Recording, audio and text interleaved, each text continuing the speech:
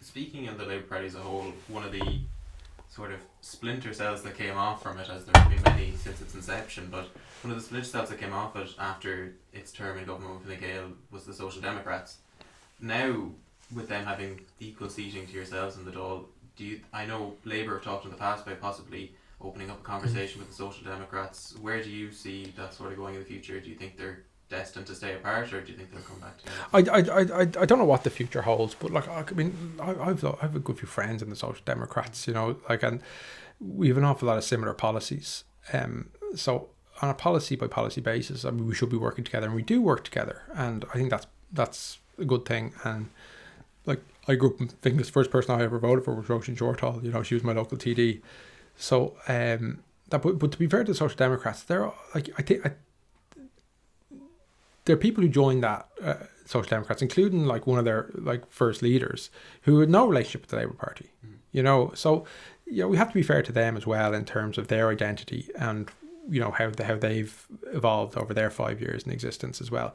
And I think it can annoy both of us that when it comes to the media after every poll, it's like, why don't they merge? So there's mergers in the past. I mean, the merger of Democratic Left into the Labour Party in the 90s is a world away from the situation that exists at the moment between Labour and the Social Democrats.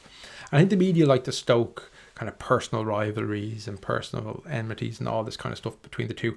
Like, as someone who's new to it, I don't have them. I don't want to have them. I didn't get into politics to row with people I agree with. You know, I got in politics to stand and have the rows with people that I oppose politically, and you know, do it stridently, but do it with respect and that. But you know, I don't look at the Social Democrats as like my enemy. I look at them as like, we're on the same path. Yeah, we're running under different banners and we're running under different flags. And if we're running in the same wards or the same elections, we're going to be fighting for the same votes. And that's just the way things are at the moment.